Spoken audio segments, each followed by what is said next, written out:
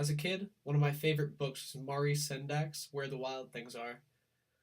At that point, I only had the fantasy of wilderness, that it was just where the wild things were. But growing up, I began to think that this couldn't be the case because we interact with things that are wild constantly.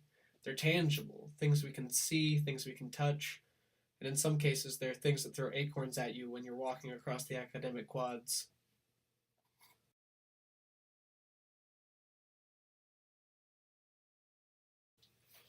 But what about wilderness? Wilderness seems less tangible, more of a relationship or idea than a physical thing or place, and I became curious as to why. How did other people define it? Where does it exist? And how can we interact with it?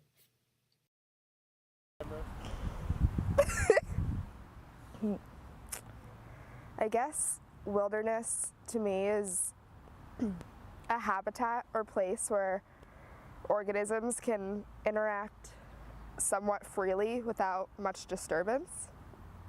Is that different to you than nature? No, I think it's a type of nature.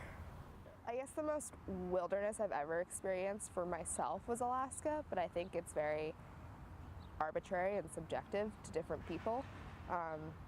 And I think the language we use about wilderness inhibits us from experiencing it. So I think what I've experienced wilderness as, it would be different for someone else. While the ways people conceptualize wilderness may be subjective, it's important to look at shared definitions as well. The Wilderness Act of 1964 provides a good one of these and defines wilderness as an area where the earth and its community of life are untrammeled by man, where man himself is a visitor who does not remain. But this can be confusing, as untrammeled areas mean not deprived of freedom of action or expression, not restricted or hampered. This act designated parts of public lands as wilderness areas with the intent of protecting not only the life within them, but also the intrinsic value of wilderness for the benefit of people, regardless of whether or not they could visit that wilderness. Are these areas still restricted or hampered by our activities regardless of how we designate them? For one example, we can look only a short drive from campus to the Florence Jones Reineman Wildlife Sanctuary. This is a large protected area of forest near Wagner's Gap that is home to many species. Due to there being a clause not to ever interfere with or harm the wildlife there, some could even consider it wilderness. The deer have become overpopulated in the relative absence of typical predators and have almost completely eaten away the understory of Reineman up to their browse line. This new lack of competition allows for invasive Japanese stiltgrass, which the deer do not eat, to come in and completely change the forest floor. The impacts of deer on grazing on the understory can be seen easily through pens like these where the deer cannot get to the young saplings and give a glimpse as to what a normal forest may look like.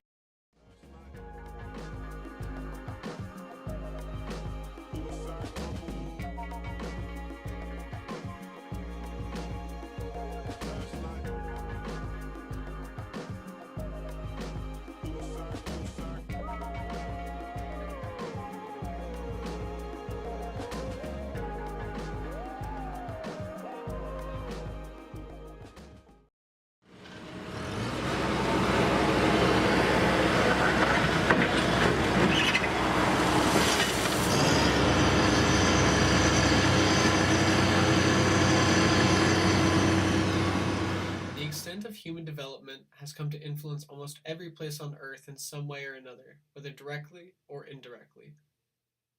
Due to land privatization being so extensive, almost everywhere has been parceled off for one human interest or another. Areas go from being somewhere to someone's, fences get put up, and the wilderness becomes a little bit less wild. As humans came to expand to the footprint we occupy today, we changed the fundamental composition of the climate and Earth, down to the carbon content of the very air we breathe. Bill McKibben explored this idea in his book, The End of Nature, by noting this pervasiveness of human activity across all ecosystems and habitats on Earth. Going on to state, the temperature and rainfall are no longer entirely the work of some separate, uncivilizable force, but instead, in part, are a product of our habits, our economies, and our ways of life. He goes on to mention that, like a species, relationships or ideas can go extinct. and by the complete pervasiveness of our influence on all parts of the globe, nature had gone extinct. I can't agree with McKibben that nature is extinct because I do believe that humans are a part of nature. If anything, it is wilderness, not nature, that has changed and gone extinct. By this same logic, though, if these ideas or relationships can go extinct like a species or organism, then maybe they can also evolve like them.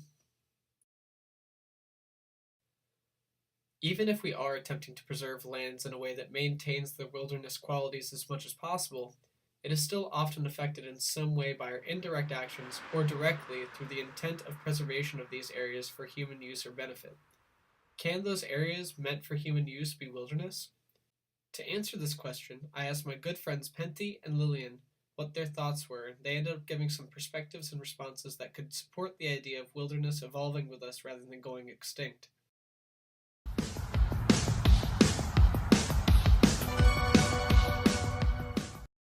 Yeah.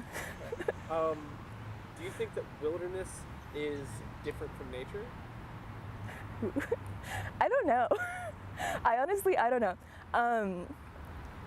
I think it definitely has different connotations sometimes, but I'm not really sure what exactly, like, once you like really get into it, like what the differences would be and like what nature would be versus wilderness. I guess kind of like nature, you kind of think more about like the natural world and like just like natural processes and stuff, but like, yeah, I don't know.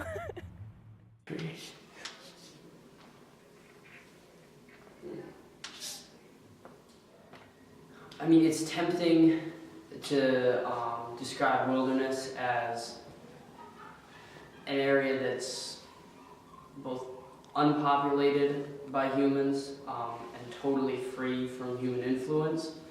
But I think you'd be hard-pressed to find areas that aren't constrained by political boundaries or where being an occupant of that area, you're not subject to the government of that area. And so I think I sort of revert to a quality I really appreciate in the outdoors, this really therapeutic quality of being able to go and yell and make noise without sort of the fear of reprimand. And it's not that your yelling goes unheard, because there are certainly other beings occupying that wild space to hear you. But that you don't have to fear sort of, like I said, that human reprimand. And so I guess that's the definition I would provide of wilderness, a space where you can freely yell. And by that definition, not all spaces are wilderness.